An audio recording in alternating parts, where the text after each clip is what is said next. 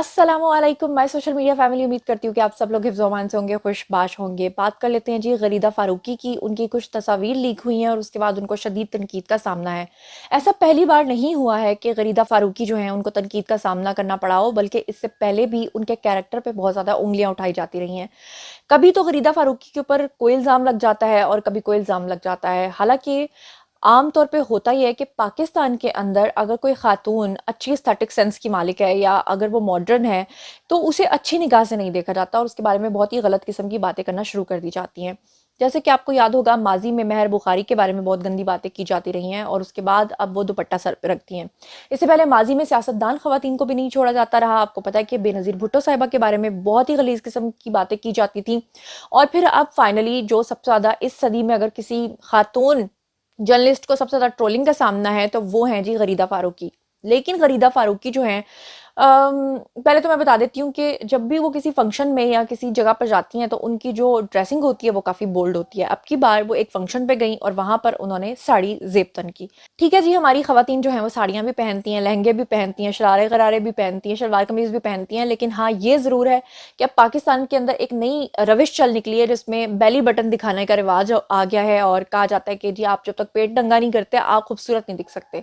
तो ऐसा ही कुछ बोल्ड किस्म का लिबास पहना था गरीदा फ़ारूकी ने, और जैसे ही वो एक शादी के फंक्शन पे या वो जिस भी इवेंट पे गई थी और उन्होंने जो साड़ी ज़ेबतन की थी, तो फौरी तौर पे लोगों ने उनकी तस्वीरें ली और उसको सोशल मीडिया पे वायरल किया और उसके बाद लोगों ने धड़ाधड़ गंदे किस्म के कमेंट्स जो हैं वो देना शुरू कर दिए। इससे पहले भी गरीदा फ़ारूकी जो हैं बहुत बार कंट्रोवर्शियल चीज़ों का उनको सामना करना पड़ा, इल्ज़ामात का सामना करना पड़ा।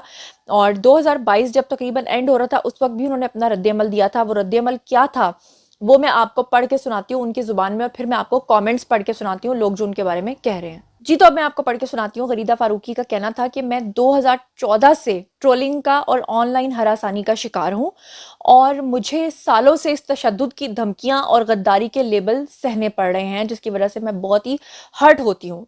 बिल्कुल ऐसा ही है कि जब कोई खातून होगी तो सबसे पहले तो बड़ा ही आसान हल है उसके कैरेक्टर पे आप उँगली उठा दें, और अगर वो बोल्ड है तो फिर तो आपके वारे न्यारे हैं, आप कोई भी इल्ज़ाम उस खातून के ऊपर लगा दें। गरीदा फ़ारूकी ने कहा कि अभी भी 7 से 8 ऐसी शिकायत हैं जो उन्होंने एफआईए में दर्ज करवाई हुई हैं और डिफरेंट लोगों के खिलाफ हैं। उसके अलावा वो कहती हैं कि हालिया ट्रेंड्स जो मेरे खिलाफ चलाए गए हैं उस पे भी मैंने एफआईए को शिकायत जो है वो की हुई हैं, लेकिन अभी तक कार्रवाई नहीं हुई है। गरीदा फ़ारूकी कहती हैं कि मेरे आसाब बहुत ही मजबूत हैं, इसलिए मैं इस तरह के गंदे लोगों की बातों का और गंदगी का सामना करती रहूंगी। और वो कहती हैं कि मेरे साथ मेरा ख़ानदान और दोस्तों की सपोर्ट मेरे साथ शामिल है। मैं हमेशा किसी ना किसी कानूनी फ़ोरम से रजू करती रहूँगी और साथ ही मैं ये कहूँगी कि हर औरत इतनी मज़बूत नहीं होती है। वो ख़वातीन जो होती हैं जिनके ऊपर इल्ज़ामात लगते हैं, वो कहती हैं वो डर जाती हैं और फिर उनके काम पे असर पड़ता है, लेकिन मैं ऐसा नहीं होने दूँगी। वो कहती हैं कि ख़वातीन पर जब ऐसे जुमले कसे जाते हैं या ऐसे हमले होते हैं रकीक किस्म के, तो वो कहती हैं कि फिर खुद साख्ता सेंसरशिप तारी कर लेती हैं वो ख़वातीन, यानी जिनके ऊपर इल्ज़ामात लगाए जाते हैं तो वो ख़वातीन अपने ऊपर खुद साख्ता सेंसरशिप तारी कर लेती हैं और उसके बाद वो क्या करती हैं कि वो काम छोड़ना शुरू कर देती हैं। और जो इन ट्रेंड्स और साइबर हमलों का असल में मकसद होता है। फिर वो कहती हैं इसलिए ख़वातीन सहाफ़ियों के लिए अहम यह है कि वो उन जिनसी हमलों से हरगिज़ ना घबराएं और मुकाबला करें और अपना काम जो है वो जारी रखें।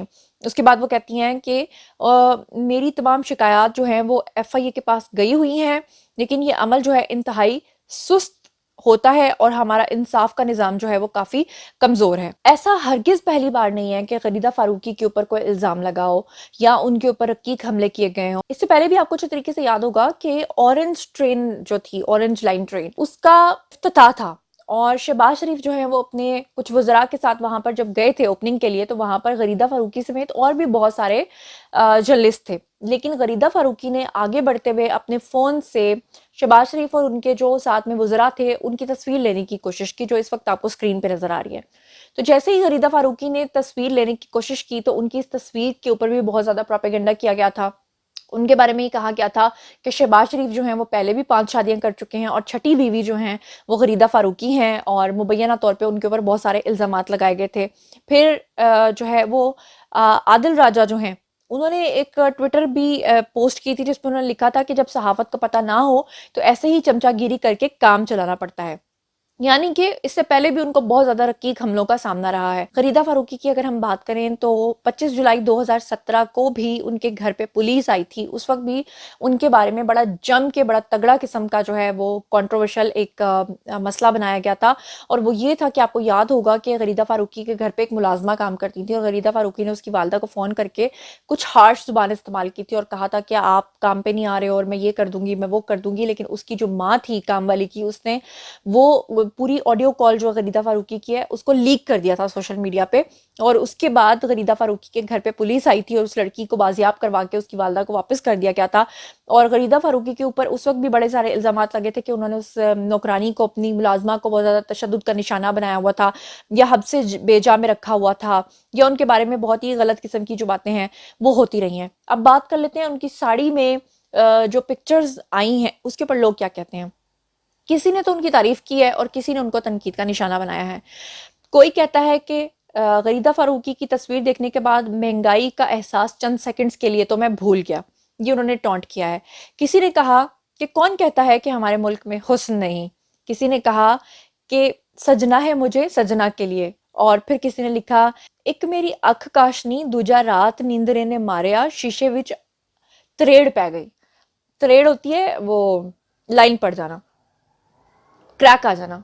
اچھا، پھر کسی نے لکھا یہ کون ہے محترمہ، اور کسی نے لکھا کہ بے حد خوبصورت، کسی نے لکھا پٹواریاں دی امی سونی ہے ویسے، کسی نے لکھا ماں صدقے، تو کسی نے لکھا پیو ڈس کے، کسی نے لکھا فائزہ بیوٹی کریم کا کمال ہے، 90 31 22، کسی نے لکھا اخلاقیات ایک سائڈ پہ زندگی میں پہلی بار اچھی لگ رہی ہے۔